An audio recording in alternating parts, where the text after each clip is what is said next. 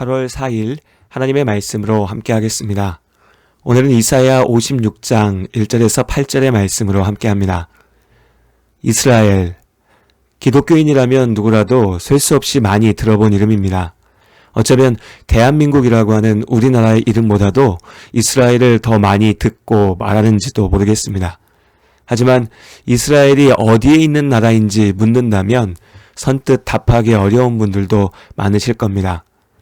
이스라엘은 성경 속에만 등장하는 나라로 알고 있는 분들도 계시고, 또 반대로 현대 이스라엘을 성경 속 이스라엘과 동일시하는 분들도 있습니다.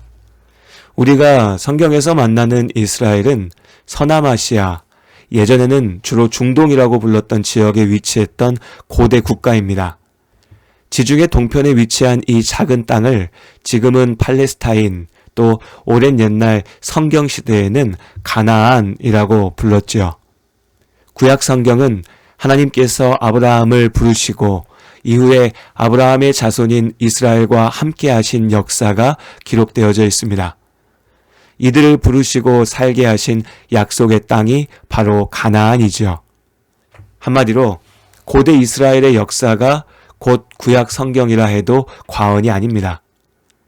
이미 우리가 여러 차례 나누었듯이 이스라엘 민족이 세운 나라, 이스라엘 왕국이 북이스라엘과 남유다로 나누어진 후 북이스라엘은 먼저 멸망하여 사라졌고 남유다 역시도 바벨론에게 멸망하여 많은 사람들이 포로로 끌려가게 됐죠. 지금 우리가 나누고 있는 이사야서의 시대적인 배경이 되는 사건입니다. 이후 유다 백성들은 하나님의 인도하심으로 예루살렘으로 돌아오게 됩니다.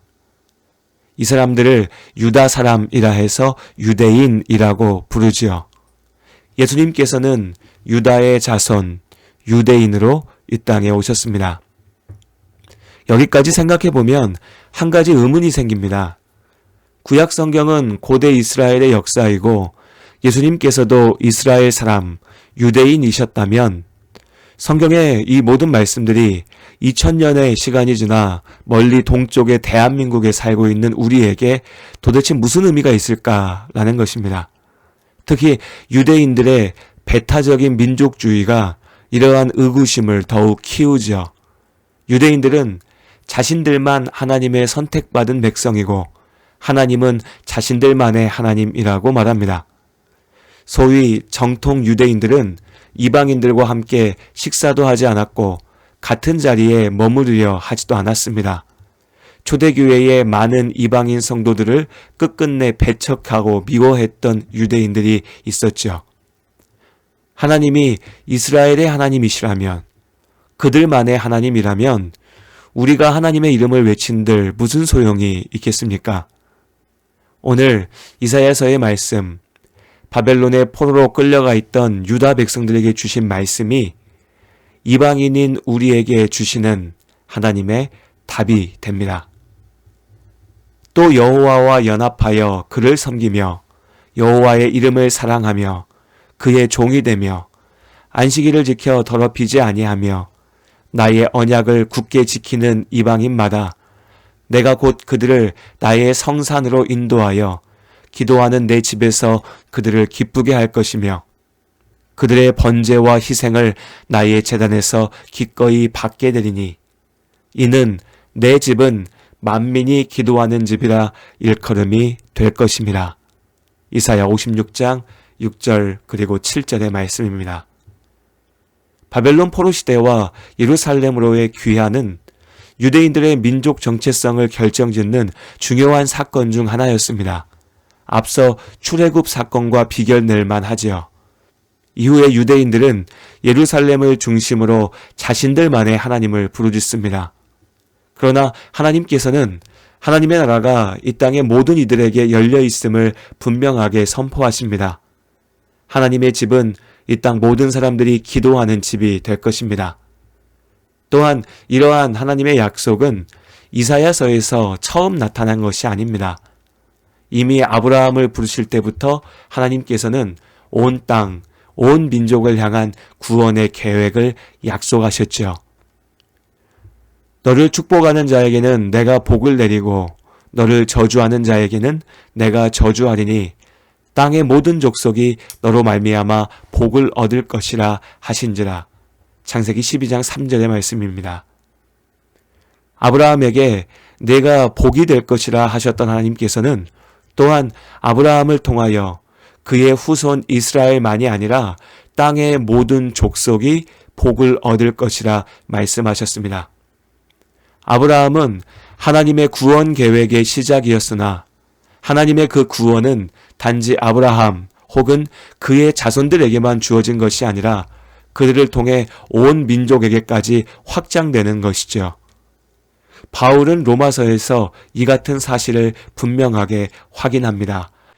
아브라함이나 그 후손에게 세상의 상속자가 되리라고 하신 언약은 율법으로 말미암은 것이 아니요 오직 믿음의 의로 말미암은 것이니라.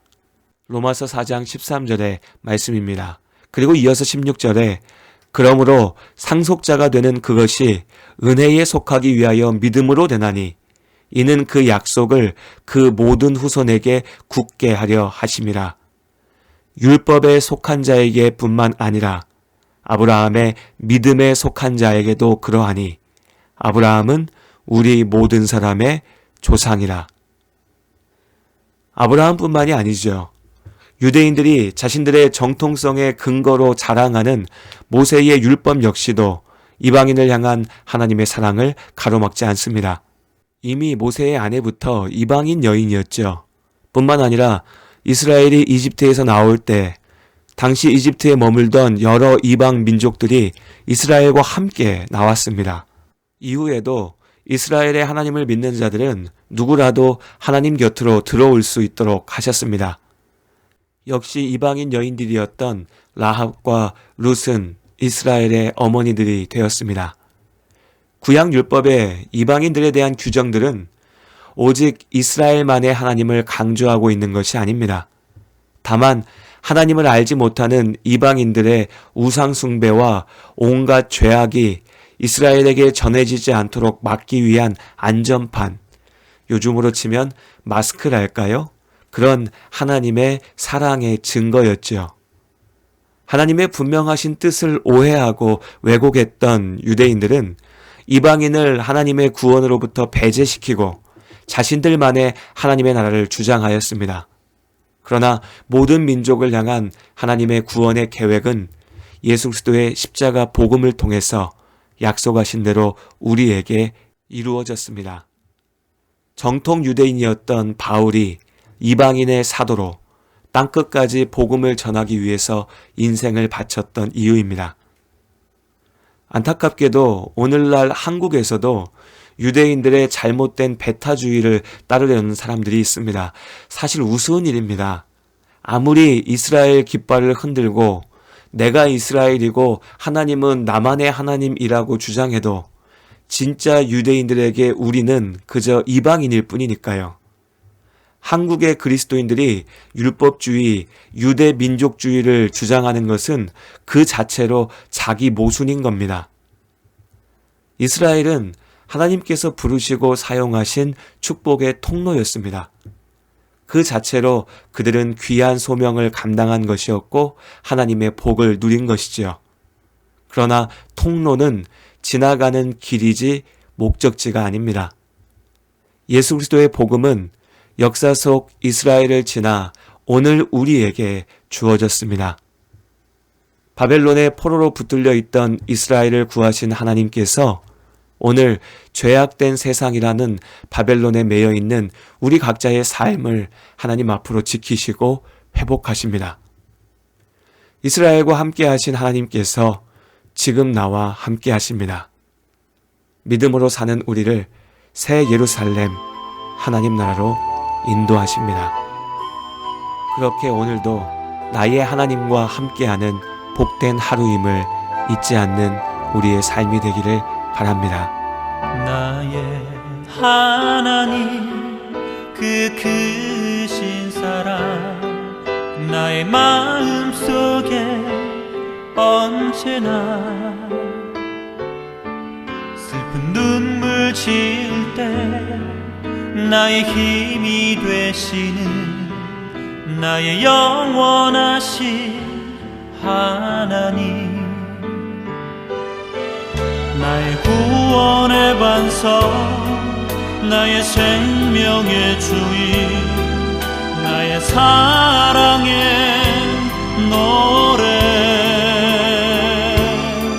실패하여 지칠 때 나의 위로 되시는 나의 하나님을 찬양해.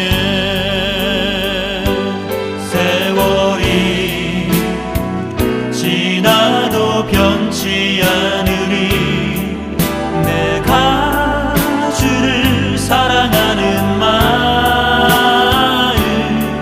즐거운 날이나 때론 슬픈 날이나 모두 하나님을 사랑합시다. 세월이 지나도 이 바람 불어도 모두 하나님을 사랑합시다.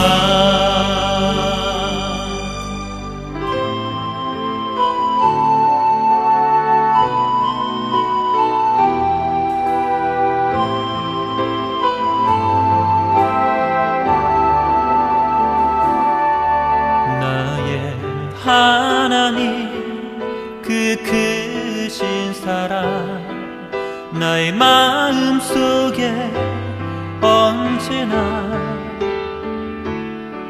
슬픈 눈물 지을 때 나의 힘이 되시는 나의 영원하신 하나님,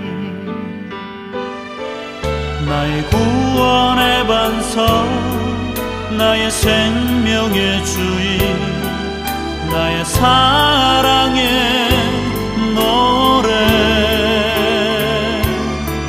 실패하여 지칠 때 나의 위로 되시는 나의 하나님을 찬양해. 세월이 지나도 변치 않으리 내가 주를 사랑하는 마음. 외로운 밤이나 험한 골짜기라도 나의 하나님은 동행하시니 내 영혼 언제나 하나님을 바라며 세상 끝날까지 사랑하리라. 내 영혼 언제나 하나님을 바라며 세상 끝날까지 사랑하리라. 세상 끝날까지 사랑하리라.